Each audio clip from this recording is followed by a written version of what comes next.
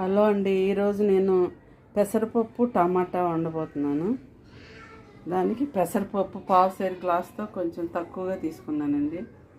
2 టమాటాలు, ఒక హాఫ్ ఉల్లిపాయ, 3 పచ్చిమిరపకాయలు.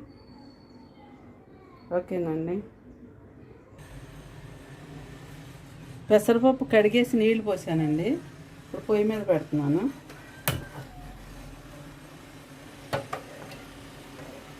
అది ఒక పొంగు వచ్చినాక ఉల్లిపాయ, పచ్చిమిరపకాయలు, టమాటాలు అన్నీ వేస్తాను. పప్పు ఉడికిపోతుందండి. టమాటాలు, ఉల్లిపాయలు, పచ్చిమిరపకాయలు వేస్తున్నాను.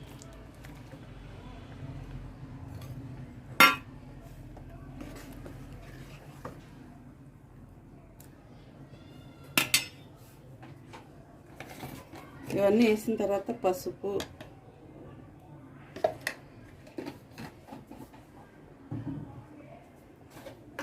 కారం,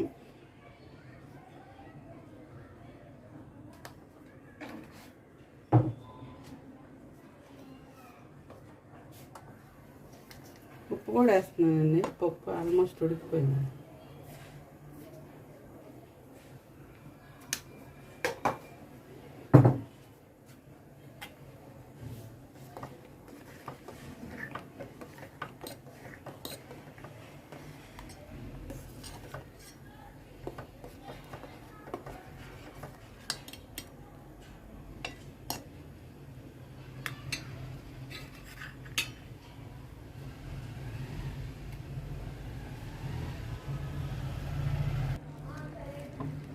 పప్పు దాదాపు ఉడికిపోయిందండి. కొత్తిమీర వేస్తున్నాను.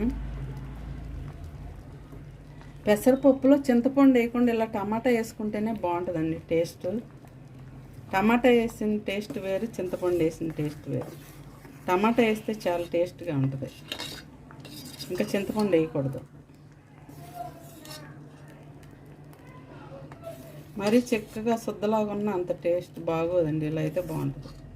మరి చిక్కగా ఉంటే జిగురు జిగురుగా ఉన్నట్టు ఉంటుంది పప్పు, పెసరపప్పు. ఓకేనండి. తాలింపు వేస్తాను ఇప్పుడు. తాలింపుకి నూనె కాగిందండి. ఆవాలు,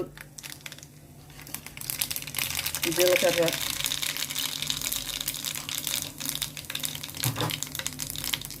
వెల్లుల్లిపాయ,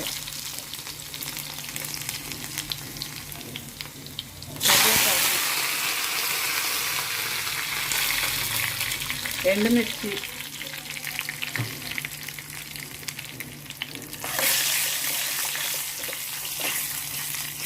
కొంచెం ఇంగువ వేస్తున్నానండి.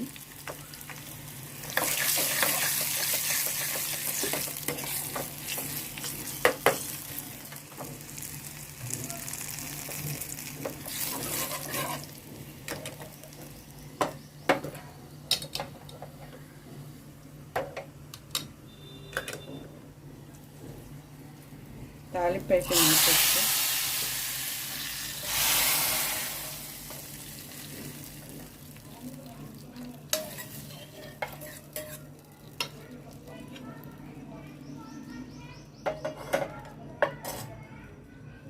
పెసరపప్పు టమాటా రెడీ అయిపోయిందండి. మా పప్పు మీకు నచ్చినట్లయితే లైక్ చేయండి, మీ ఫ్రెండ్స్కి షేర్ చేయండి, మా ఛానల్ సబ్స్క్రైబ్ చేసుకోండి. ఒకవేళ మా వంటలు ఎలా ఉన్నాయో మీరు కామెంట్ రూపంలో తెలియచేయండి. ఓకేనా అండి? బాయ్ అండి.